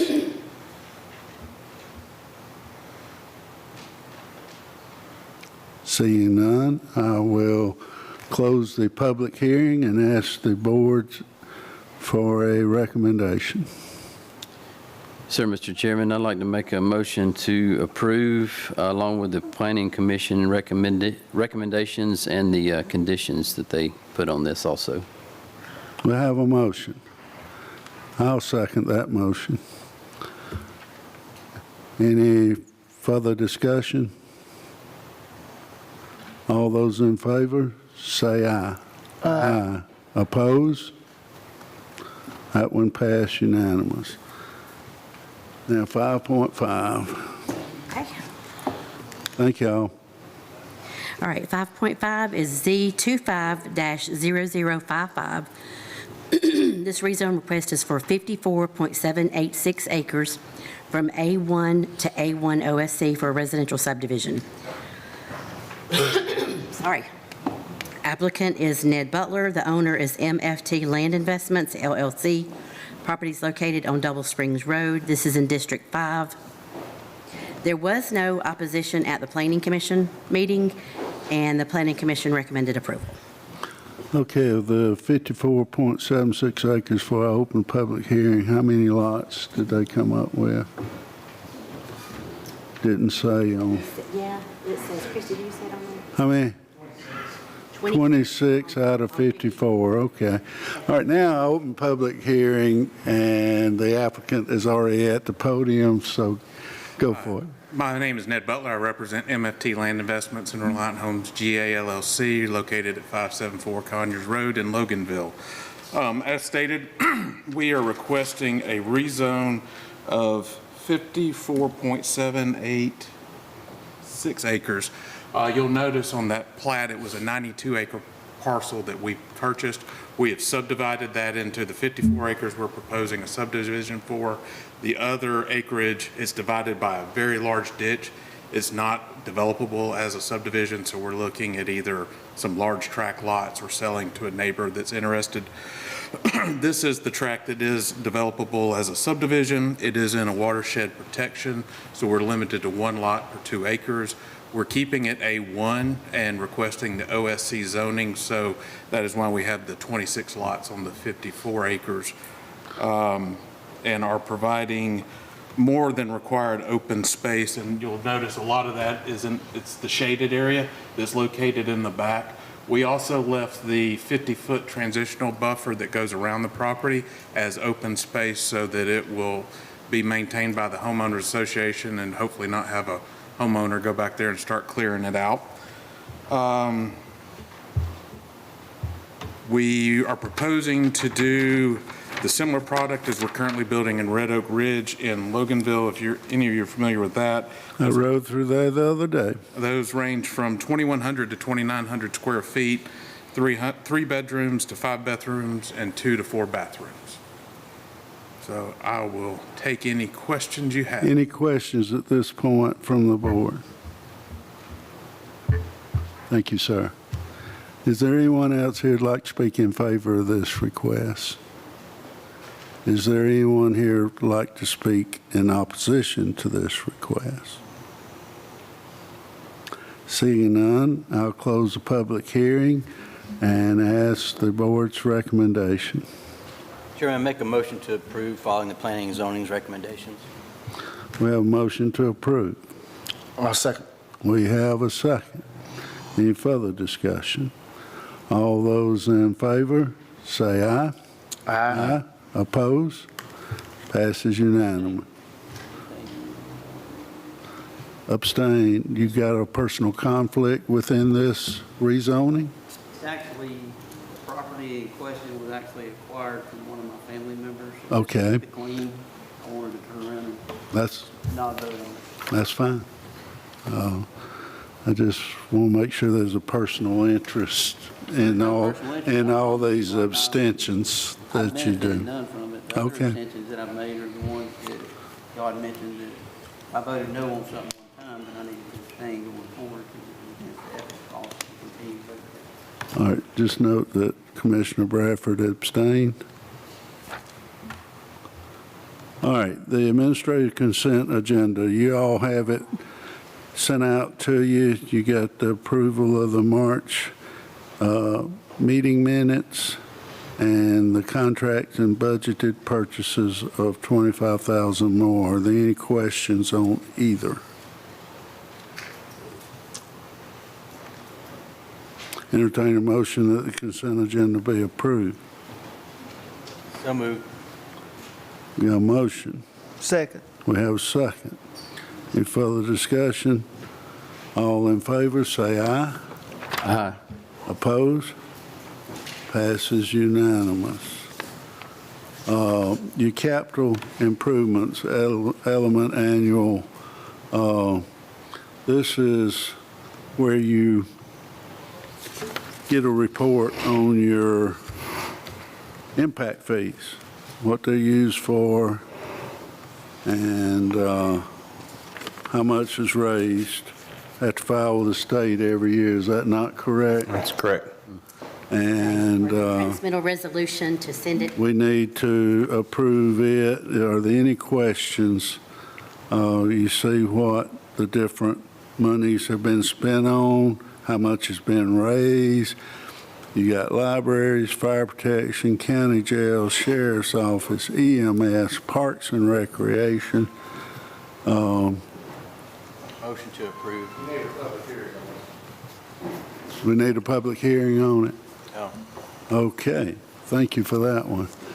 I'm going to open a public hearing. Are there any questions from the general public on the impact fees and the programs that they go to benefit?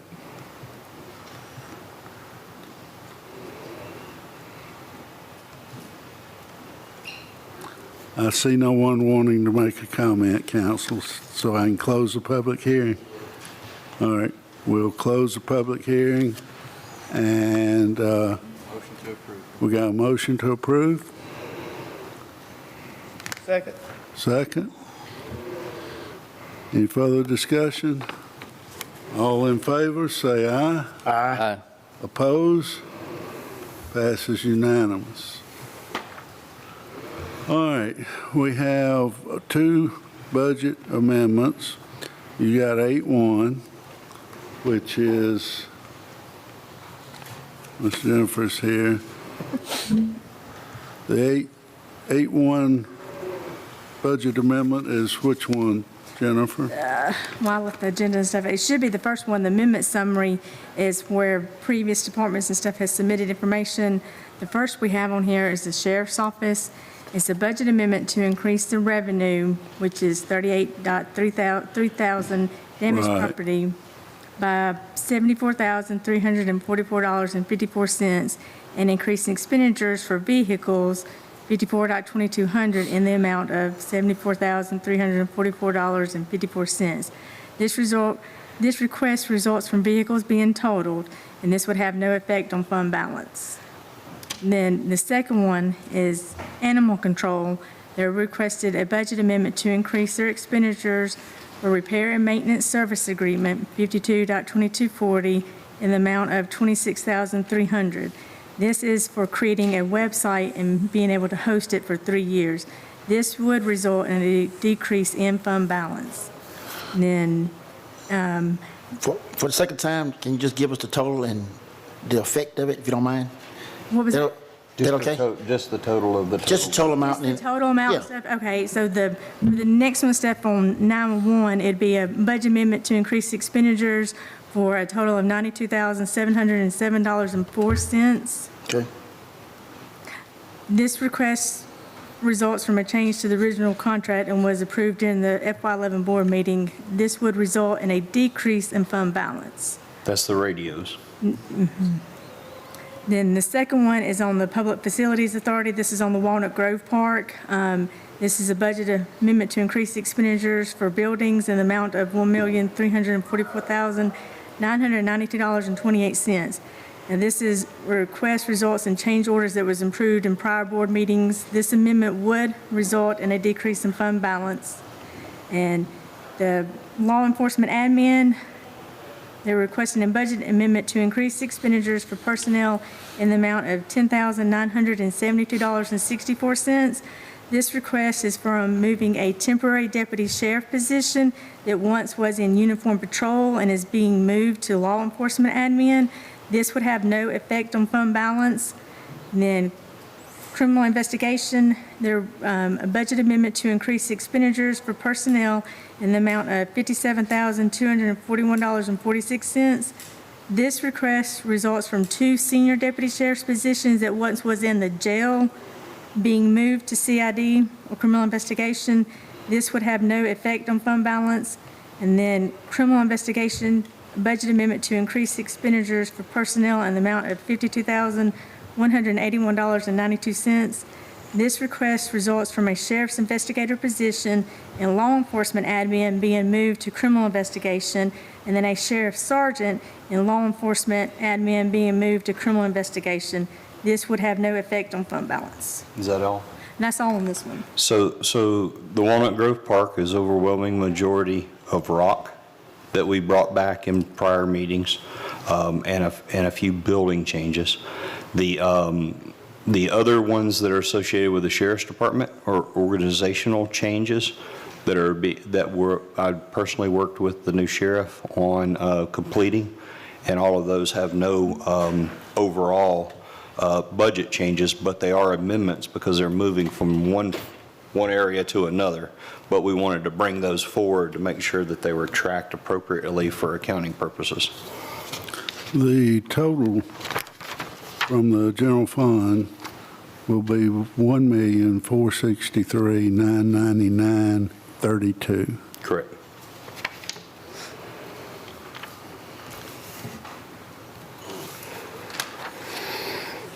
I make a motion to approve. Second.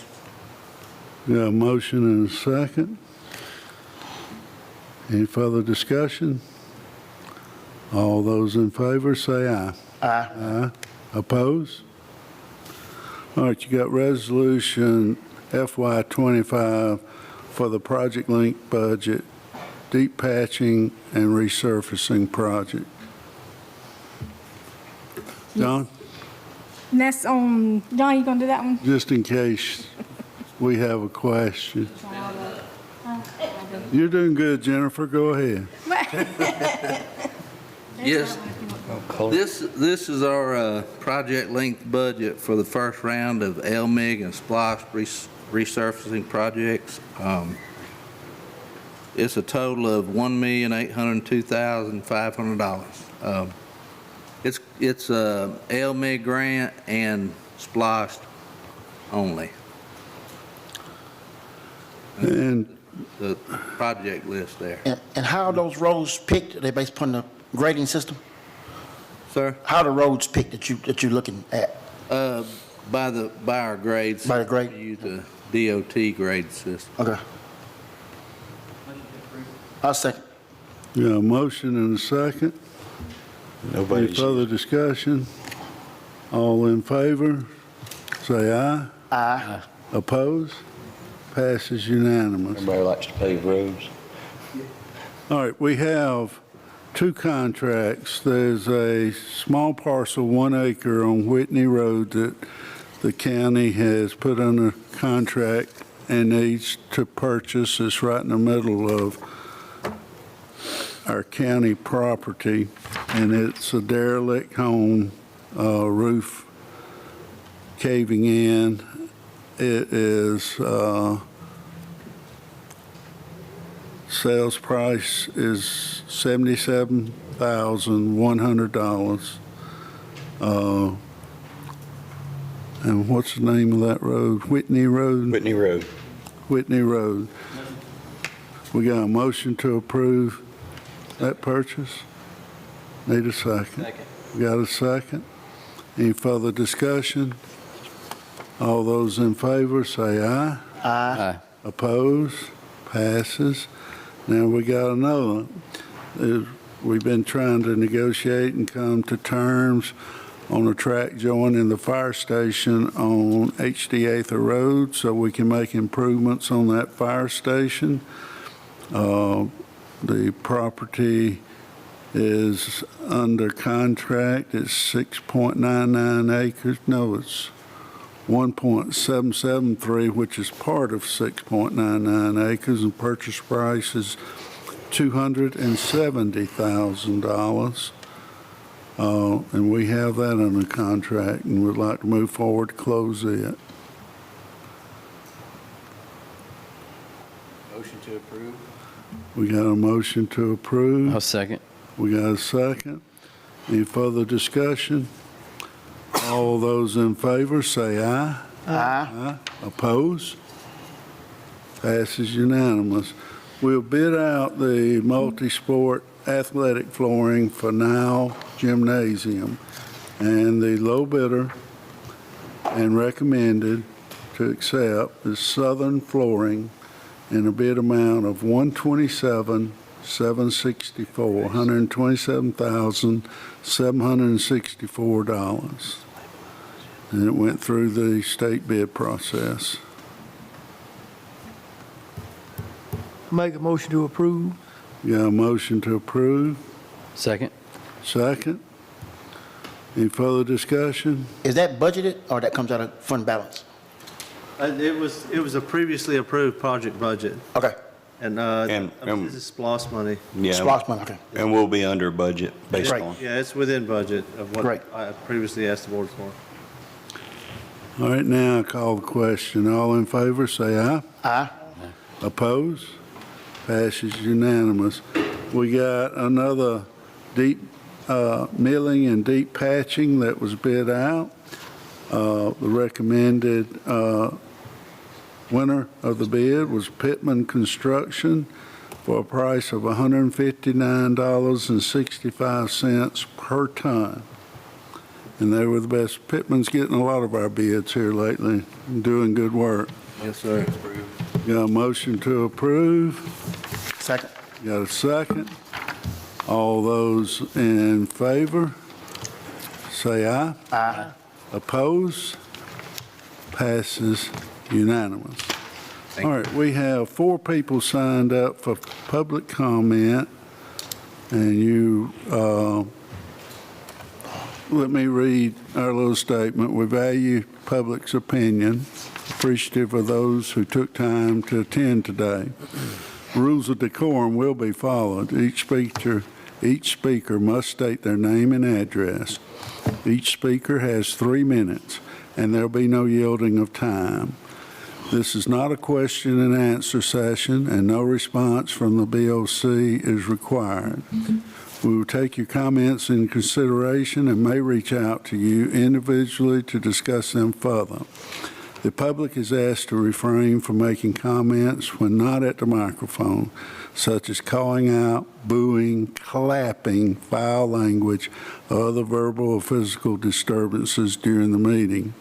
Our goal is to ensure the meeting proceeds in a professional manner and that those who are speaking can be heard. Total time for comments will be limited to 20 minutes. And we have Miss Jessica Dufour signed up to speak?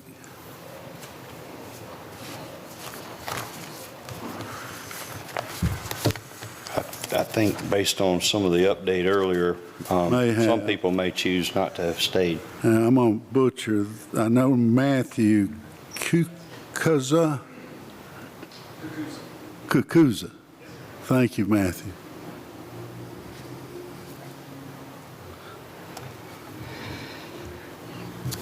All right, so thank you for allowing me to speak, and I appreciate your time. You've already answered most of our questions about the biodigester on Marlowe Farms. I'm sure that you all know, but they're planning on bringing in about 400 tons per day of waste from across the state. They'll use that waste to refine it into a biogas that will then be piped back into the utilities. Our biggest worry, or my biggest worry with this, is the truck traffic down Highway 11. It'll be 20 tanker trucks per day in and out. You also have George Williams Road that is pretty windy and not really set up for that type of traffic. They'd have to, I'm sure, modify it. And then on the other side, you have Carl Davis Road, which is dirt and has some big blind hills on it. I live on Carl Davis Road. Do I need to state that? I live directly behind Marlowe Farms on Carl Davis. The way that they've asked to get this approved is through agricultural, but the land development ordinance reserves agricultural for farming, not industry. The biodigester fits the NAICS code 325-120, which is industrial gas manufacturing. That was added in 2022 to their definition and includes biogas production.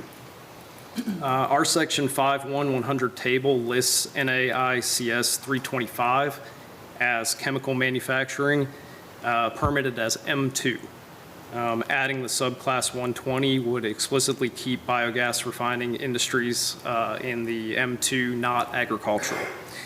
So I'd like to ask for you all to be proactive in this and prevent projects like this on agricultural land within the county. I propose an amendment to the table for the NAICS 325-120 prohibiting biogas manufacturing on agricultural land. I would also like for the language to be amended in Chapter 46, Article 2 of the Code of Ordinance in relation to transport of solid waste. Right now, it's not clear because this is a new concept, but I would like for you all to consider adding an amendment that disallows moving of solid waste from around the state for production of fuel or further refinement into fuel. That would, of course, not overlap landfills and things of that nature. But I have just some of those amendments written out here, and I'll be glad to give them to the clerk. Thank you very much. Thank you. Thank you for your time. And if they make application, we'll go through all this again. All right, Dr. Barbara McKee.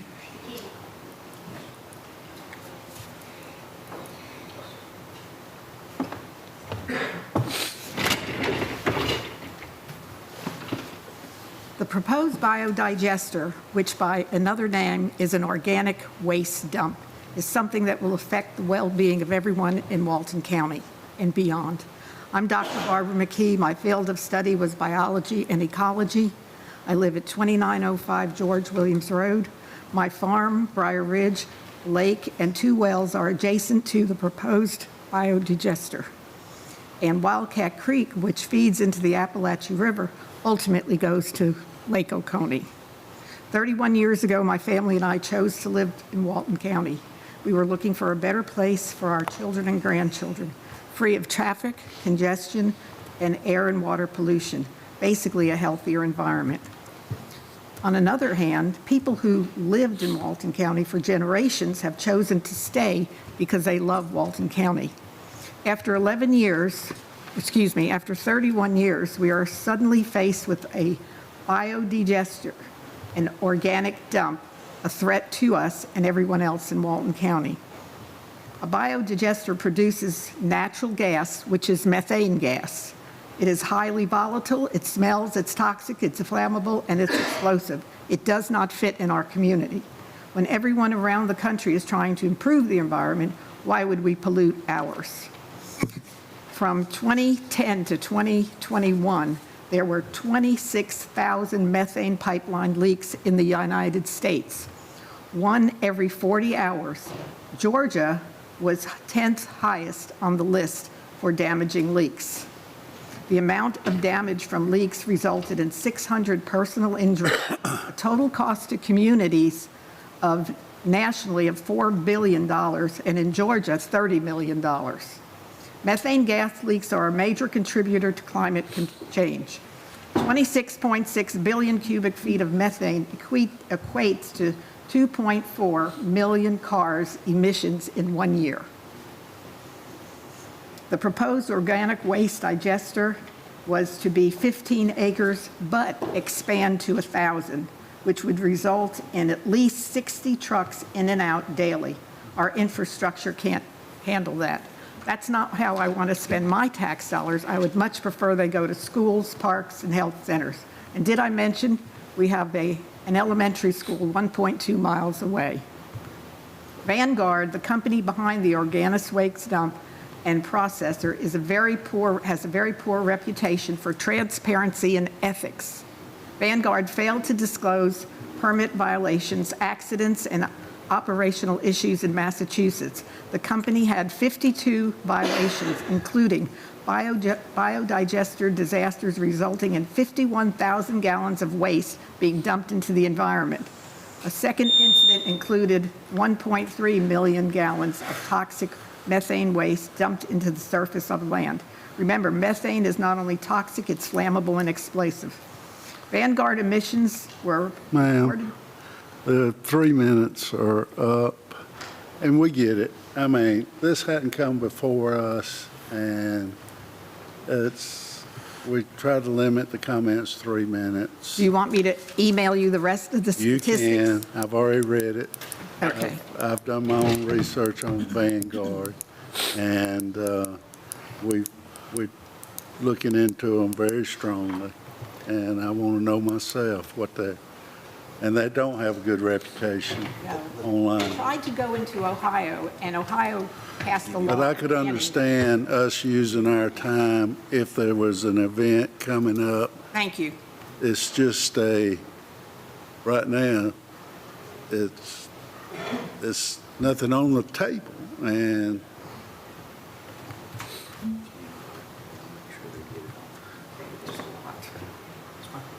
John will take it.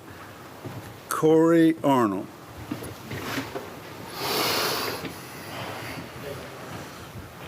And please try not to repeat the same things, Corey, that's already been said. It's been a long day for all of us. It's hot and I'm hungry, so let's get on to this. Thank you for allowing me the opportunity to speak. My name is Corey Arnold. I live at 1291 Carl Davis Road. So I wrote a great little speech here, but most of it's been covered by my neighbors, so I'll spare you all the details. There's a lot of people who live adjacent to this farm, the Marlowe farm, and every one of us are in opposition to this biodigester for obvious reasons. I won't go into all of them. My number one is spills. I have a well, and that well means a lot to my family. If it were to be toxified, it'd be a massive problem. The odor, the sound, the light emissions, that would be a problem if this were approved. I realize it's not before the commission. It's already been voted down once. I'd like to say thank you to all of you for voting that down. This would be a travesty in our neighborhood. I'd like to speak to the neighborhood point. A number of meetings ago, this board voted to approve a rezone on George Williams Road, and that put 7 new families on that road. 15 to 20 trucks where you've got children playing, families walking their dogs and pushing strollers would be a real dangerous problem. I know that's been stated. I know I'm being redundant here. Look, the burden of this council is appropriate rezoning. This county's growing. I get that. And there's a lot of consternation about how that's to be properly done. This farm's beautiful. I'd hate to see it change, but if it's got to change, a neighborhood is what's appropriate. It's already nearly a residential area. What's not appropriate is a biofuel facility in this area. So I'd ask the board to stand firm in their no vote.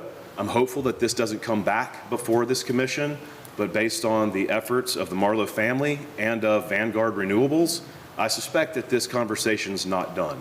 So when it comes again, I'm sure myself, I know I'll be here, and there's a lot of folks in this crowd who will also be here to stand firm and to protect our county. So I thank the board for your time, your consideration, and your appropriate future planning. Thank you. Thank you so much, Corey. Yes, sir. Thank you. All right, that's all we had signed up for public comments. I got an announcement to make for the public and the board. We're going to have a budget work session, April the 10th, 6 p.m. here. Public's welcome to come, but there'll be no public comment. That's a work session. We'll have the public hearings on April the 17th at 10 and 6, 10 and 5:30 p.m. Is that correct? 10 and 6. Okay.